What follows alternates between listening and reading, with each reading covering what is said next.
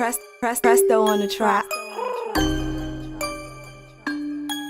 So I just wanted to let y'all know I'm Antoine. I'm the facilitator, Project Purpose for the Healing Groups. Let me give you a little bit of insight on why we started the Healing Circle. So basically what the Healing Circle is like a bridge for the gap between individuals that's doing one-on-one therapy. So a lot of times when you're doing one-on-one therapy, your therapist might schedule you out for maybe a week or 2 weeks in between the time. So what we do in the Healing Group is we come and we don't only bridge that gap, but we bridge the gap of you just having that one perspective from your therapist. So when you come to the group, you can get a lot of different perspectives and people can bounce off different coping skills that they're using of what worked for them and what's not working for them. I know that since I've been dealing with the Healing Group, I've learned how to scream, I've learned how to paint, I've learned poetry. I also learned that it's okay to call a crisis hotline because they're there 24 hours, 7 days a week. And that, they'll be there to communicate with me because, throughout the group, one of the things I learned is sometimes you can feel like you're being a burden to the individuals that you're speaking to. So, one of the things that I learned was a lot of different coping skills. And I'm just glad and happy to be a part of the Healing Group, Project Purpose. Thank y'all. I appreciate you, man. Yeah, man. That's what it is, for sure. And I'm Billy, Project Purpose, and just run a sidekick with my man right here. We just, we like to call it trauma bonding. So y'all be hearing a lot of that word. And swing it over to my partner. Yeah, I'm Presto, co-founder, Project Purpose, and yeah, we just launching off this new initiative, y'all. Trauma Talk. Just give y'all a different outlet, different way to kind of connect with us outside of the other things we got going on. So yeah, man, I'm excited to see what this holds, and as this thing develops, we got a lot of guests coming through, a lot of good guests that been through a lot, but real strong people that y'all can definitely take something from and relate to. And that's the whole purpose of this, just to connect people and help them heal, man. Yep. For sure, man. About them tools. Let's do it. Yeah, like they said, like a lot of times, even when you do come to the group, you're gonna always get something. It may not be from this individual, but it'll be a piece to put towards your puzzle. Most definitely, Yeah. And sure. like I've said in the Healing Group, in the past, when you see me, you're definitely gonna see other individuals that I have lost in the past because they live through me. They live in my veins. And one of the things that I want to do is always keep their name and their legacy alive. So I definitely want to give a shout out to my cousin, give a shout out to cousin Izzy. Definitely want to give a shout out to Terry B. Definitely want to give a shout out to all the soldiers. Definitely Terry B, Green Eye Mo, all the soldiers that we lost, all the people that's near and dear to my heart.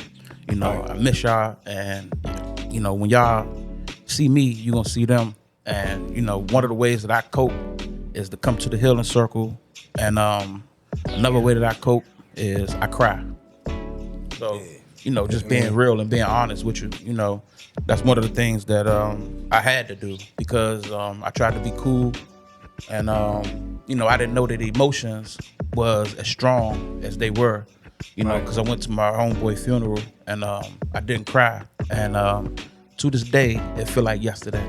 I know for other people it could be hard to imagine how something that happened 20 some years ago could still seem like yesterday. But anybody that feel like that, just know you're not alone. I feel you. You're not alone. I mean, death is a slow process. You heard somebody say before, but grieving is a process. Like it actually has steps to it. You know what I'm saying?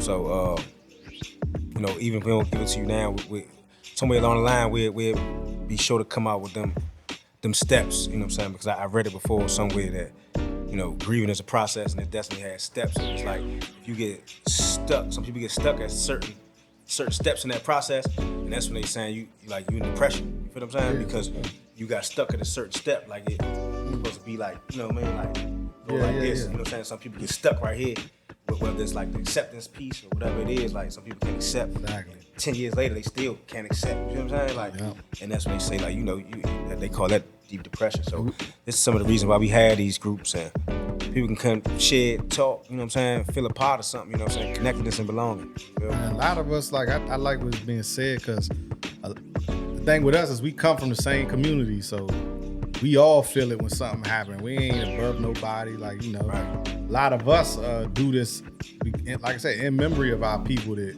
came before us and might have inspired us, man. So I gotta send a shout out, obviously, to my good brother BJ, who passed away last year. Gun violence in the neighborhood. Best friend growing up.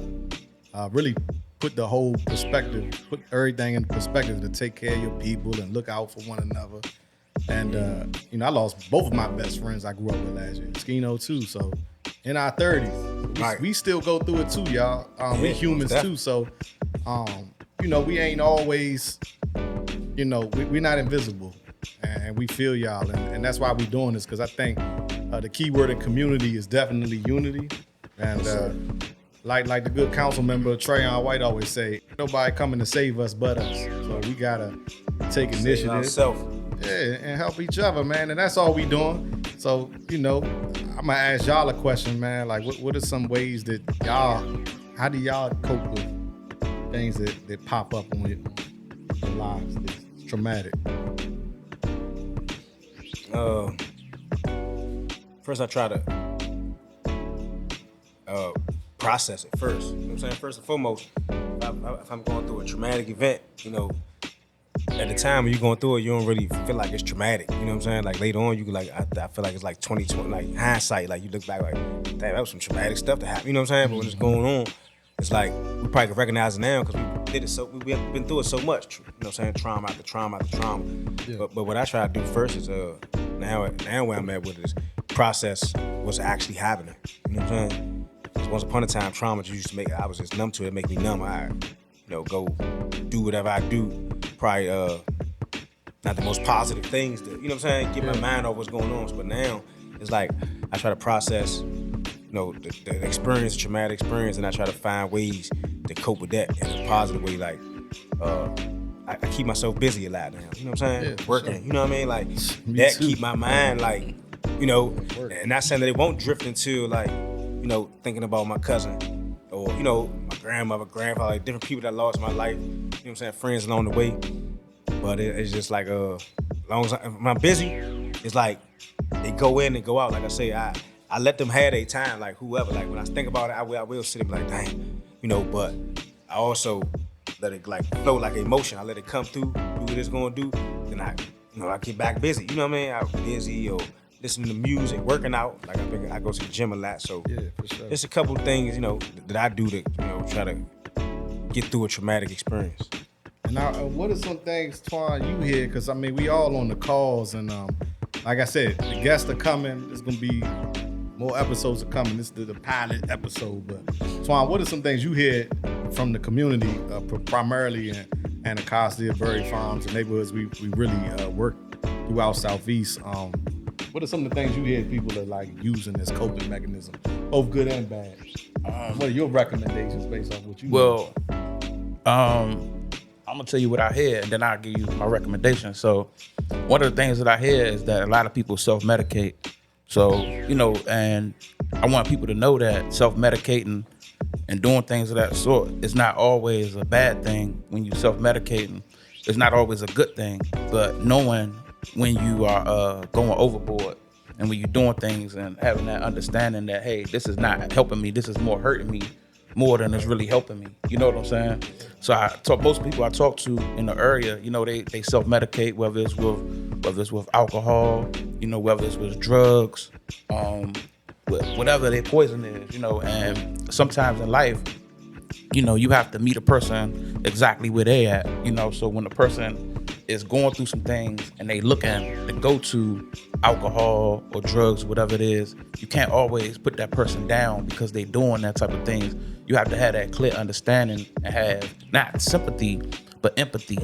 You don't have to feel sorry for them, and they probably don't want you to feel sorry for them, but they just want you to have that empathy and let you know that, hey, I'm gonna put myself in your shoes. I understand where you're coming from, you know. Right. Yeah. All right, real quick. Somebody might not know this. You know what I'm saying? What's the difference between sympathy and empathy? So, when you got sympathy is when you feeling sorry for somebody. You know, you feel real bad about them. Empathy is when you take yourself and you put yourself in that person's shoes. So empathy could create sympathy, but empathy is not sympathy. Okay. I just want to clear that up. You know what I'm saying? Thank you. And I like what you said, man, about like one thing we will eventually push as this thing progresses is like healthy ways to heal. Like I like what June said, Billy said about the working out. You know, that's something I love, and I realized for years I was kind of depressed and struggling to get through things. And as soon as I started doing like HIIT training and hitting the gym and maybe going for a little swim. Insanity. You love your insanity. Yeah, I love the insanity. I love HIIT training. Like it helps a whole lot. And I think even walking, I know people that walk an hour a day. It just improves their mental health. And we ain't gonna dive too deep into that today, but I just wanted to throw that out there, man. Well, I did not to cut you off, but I did want to give up my recommendation too. Okay. So that was what I heard about, you know, that when I speak to individuals, that's something that we're dealing with in the community. And one of my recommendations would be to the individuals, to anybody that's dealing with anything, would be to give yourself an opportunity to give yourself an opportunity. So meaning just give yourself a chance to be that different person that you really want to be, and dig down deep and see how far that you can actually dig down deep into yourself and challenge yourself and have that clear understanding. And then on that, you know, another recommendation that I come up with, and man, the crisis hotline, man. And I'm gonna tell you why the crisis hotline is very important. It's super important because you're super anonymous. Nobody know you, and you don't know them. They don't know you. You can get on there and you can talk, and you don't have to worry about Bob or Jean bringing it up next week. Right. Hey, girl. Yeah, I know. Yeah, you wasn't saying that when he was doing what he was doing. Yeah, you wasn't saying that. So, you know, so people could take stuff, or, you know what I'm saying? People could take stuff and use it against you. You know what I'm saying? So, to eliminate that and to kind of navigate around that, I would suggest and encourage anybody to call a crisis hotline, because they're open 24 hours, 7 days a week, and you never alone. Yeah. You never alone. Just know that, man. No matter what you're dealing with. You are not alone. And I want that little piece right there. I appreciate that, Twan. And I want to turn to our Instagram Live, because we got some people watching this asking questions. One person asked, how do you process trauma while still trying to do work in the community when the underserved population is minorities, or an example, minorities, working with minorities, or even like veterans? Can you repeat that just so I can? How do you process trauma while still trying to do this type of work in the community? Now, I'm gonna answer the question first, because I didn't really all the way answer the first time. And thank you for you including veterans, because I'm a veteran myself, a war veteran. My dad actually fought in the war. So thanks for your service. Yeah, no question, man. People, the Redskins. Right. We'll get back to that, bro. That's a war in itself. We can talk about that another day too. But what do we do, man? To be honest, you know, sometimes when you lead in the pack and you gotta like lead from the front. And this ain't healthy, but I know even when I was in the military, like when we'd be like getting promoted, like higher ranking people will always say like, never let them see you tired. You know what I'm saying? And sometimes like we do like kind of bury our own trauma just to help others. Almost like, and the metaphorically in the military term, like jumping on a grenade so no one else gets hit. But a lot of times, like, man, we haven't, like I mentioned earlier, like my two best friends got killed last year while I was running this whole program. And, you know, you got to deal with the families. Then on top of that, everybody calls you because you're a community leader. So you got to help with the funeral expenses. You got to try to deal with all type of things, man. You know what I'm saying? All the things the mothers are going through. You see their kids, you know their kids, you know the relationship. Yeah. We have to lead though. So to answer your question, like the thing that helps me is fitness. When I really go off the deep end, I try to work out. And then we deal with our own stuff. Like, you know, I was dealing with stuff even with trying to get in contact with my own child and things like that. It's hard for us too, and that's the whole point of why we do this, because we understand, we go through it too, and I think that makes us human. Makes us very qualified to do what it is we do. Right. You know what I'm saying? So what do you do outside of that, Billy, as far as like, how do you help manage this nonprofit with all the stuff that we still deal with out here every day? like you said, I believe it's CBW, which means like could be worse. So it's like what I'm going through. Yes, I mean, like I said, I take time off to process it. You know what I'm saying? I might need a day or something to just chill, get myself together, so I won't be, like edgy or, you know what I'm saying? When I got to interact with people a lot, you know what I'm saying? Like I was just sitting right here talking to y'all off camera about my phone ring a lot, you know what I'm saying? So some days I really do got to like shut down for my phone, do not disturb, but like I just don't feel like talking. So I just make sure my mind right so I can still go help. And I say it could be worse. Like I could be in a worse situation, but then like I see somebody else that's going through something. I feel like I'm in a better position to help them than they are to help me. So like you said, I'm gonna put what I'm going through for real like aside. Jump on the grenade. Yeah, and I'm gonna jump on the so I'm saying, and I'm gonna, try to help. You know what I'm saying? Like, man, you need to, come to a group or something. You know what I mean? Like, it's still like, we put our smile on, and we just gotta keep pushing. Yeah, you gotta keep pushing. It's like people look up to us, and I think there's a sense of responsibility. I feel like God puts people in these positions that He know can handle it. This ain't everybody. Not everybody can handle like doing all that and keeping up with the things that we do behind the scenes to help people. But we benefit from it too. We on the calls too. We on the trips too. We reciting poetry right along with Amani and everybody else that comes. So what you think? What you think? So basically, on my end, I got a clear understanding that time takes time. So with the crime and the different things and the, everything that's going on in the world, I gotta have a clear understanding that I just gotta live for today and try to figure out whatever I can figure out and have just understand that what I got going on right now, it'll be another day. It's not gonna rain forever. And in the midst of all that, definitely still do my work and do my part and try to do whatever I can. But again, I call a crisis hotline and I cry. That's what I do. All right. So we got another question in the live. They just they wanted us to basically discuss how like hanging around the wrong people can make your trauma worse. They just wanted us to discuss that. Like, what are your thoughts on like who you hang around when you're going through stuff? Like, how, I mean, it definitely could play a part, when you're hanging around different individuals, it definitely can, because you never know, people might want to, you never know what people going through. So like, if you going through something, you don't want to go around that individual. You know what I'm saying? So it's like, it could be, you gotta pick and choose who you gonna be around. However, man, sometimes that's not the case. You have to be around these people.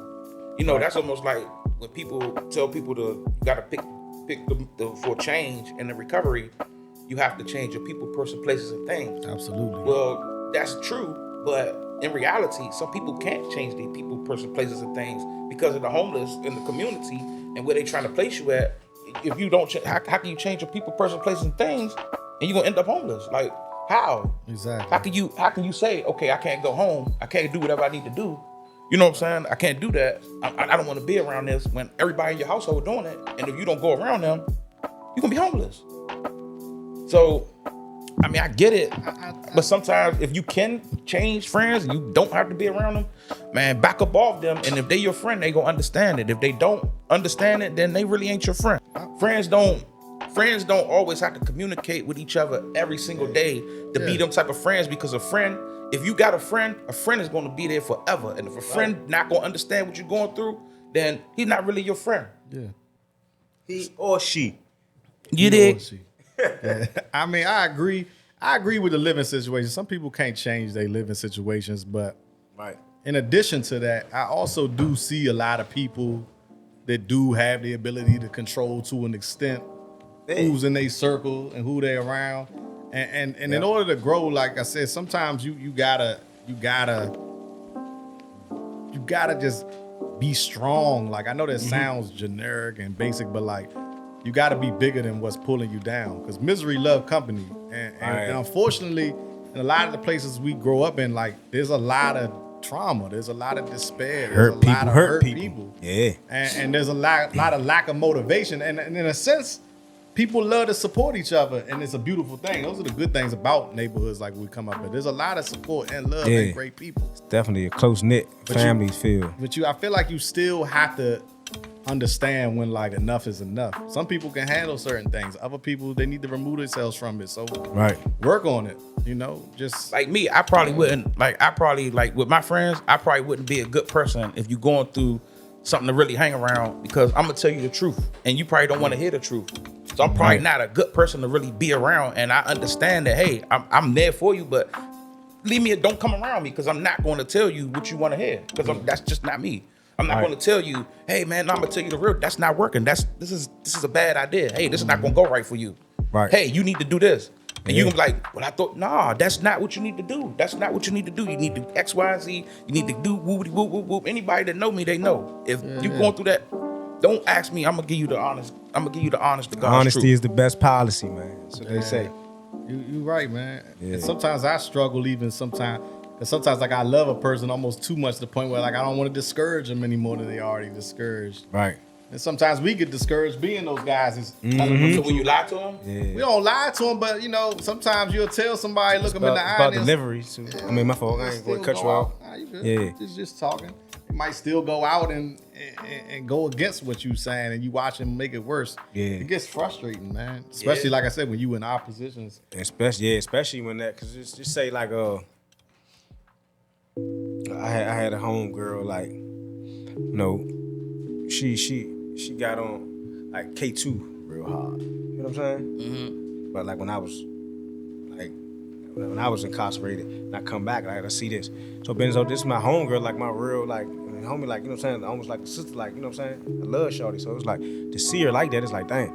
So she's like, yeah, can I hang with you? I'm like, yeah, you know, I'm just getting out though. And this probably shouldn't really be around this for real, because I know what you want. But my thing is, how we always is. Way before this though, just like I just want to help you, the best I can. You know what I'm saying? The best I can. So you hang out and then you just keep, you know, doing what you doing. And then when I bring it up and I say something like, dang, you know, then you just smoke one of them, like, man, you think you better than everybody?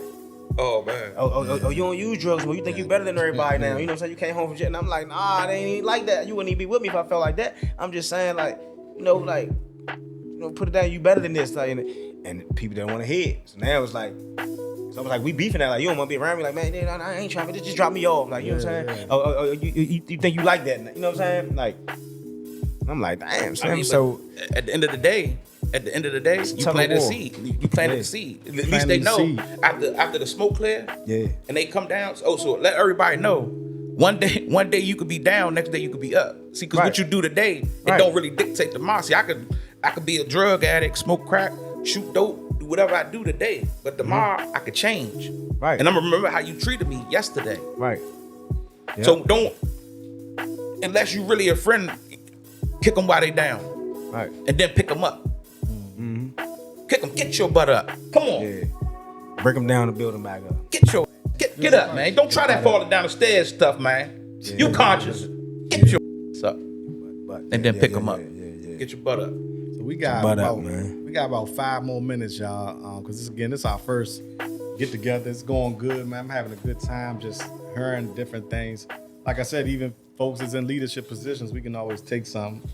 Like, I appreciate you saying, like, you know, I think I need to be a little more stiff with people when I'm talking to them about stuff. No, just be you. I'm going to always be me, but, you know what I'm saying? Yeah. It's like, look, bro, let's get more straight to the point. Yes. A little more tougher love. But yes. Before we go, like, what's your one takeaway on somebody that might just be down bad right now, just going through it? Who knows what it could be about anything. Like, what advice would you give them? My advice that I would give to somebody, I mean, it's one of my, you know, it's a couple different sayings, but like one of them is like, I mean, my cousin used to say this all the time. I think it came from my Aunt Yvonne, rest her soul, but through every dark night, there's a brighter day. So kind of what Twan was just saying is like, where you at right now, don't always determine how it's going to turn out. So sometimes I know I've been there, you know what I'm saying? So it's like, you feel like you're stuck in a certain situation and you like, well, since I ain't gonna be getting out of this situation, I'm gonna just basically work. It's like self-sabotage. Like, I'm gonna get higher.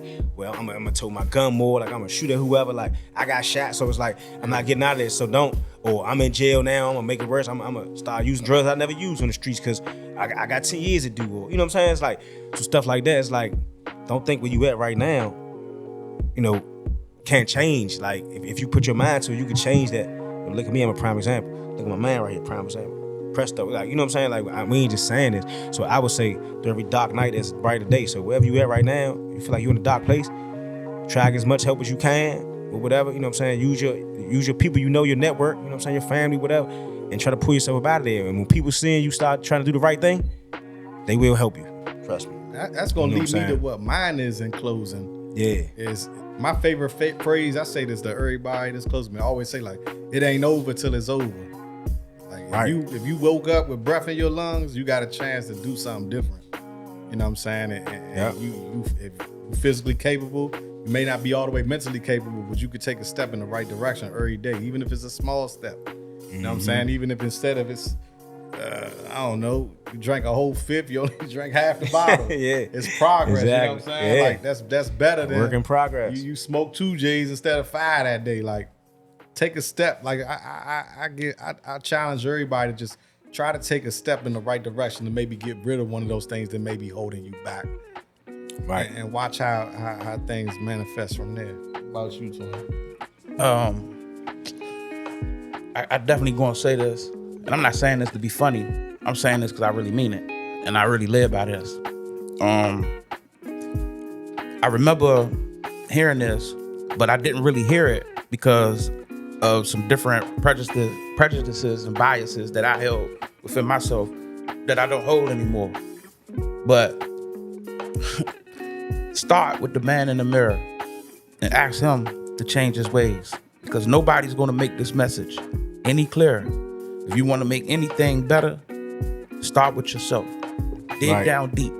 Like Presto said, if you just narrow down, if you're smoking 20 cigarettes, 19, that's progress. 18, that's progress. 17, that's progress. I'm back to 19. Hey, go back down to 18 because you still ain't go up to 20. So you're still like kind of getting yourself down to that weaning yourself down and trying to do whatever you got to do. And you have a clear understanding. Nobody's the reason why things don't get done is because people don't do it. If you don't shoot the ball, you're going to have 100% of missed. You got to shoot the ball. You miss 100% of every shot you don't shoot. Every shot. Believe in yourself, man. Believe in it. If you don't, I do, because I love everybody across the globe. Even the people that don't like me. Absolutely. And we believe in y'all and we love y'all. That's why we're going to keep bringing y'all this good conversation, these good topics, new guests, things like that. Shout out to him here too, man. He keeping an eye on the clock for us. And young brother, man. Appreciate y'all checking in. Thanks, Miss. Yeah, Trauma talk, man. This Trauma is part talk. of the TRCEP program in Historic Anacostia, you know what I'm saying? Yeah. It's a trauma response and community engagement program, and we basically just focused on finding unique ways to help individuals in our communities heal, whether it's through music, poetry, travel, healing circles, mentorship workshops, you name it, cooking classes, whatever. Swim, we do it. You know what I'm saying? And we got a lot of that coming for y'all. Stay tuned, man. We'll check back with y'all about 2 weeks? Yeah. All right, y'all. Couple weeks, man. We'll be out. It's episode 1, man. So be ready.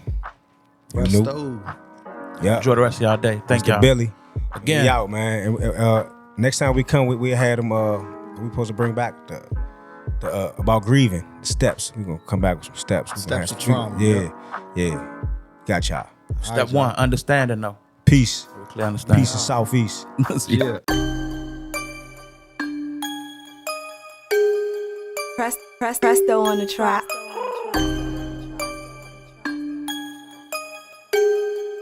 Yeah. I gotta get it by any means, jugging and swerving, I'm getting off everything.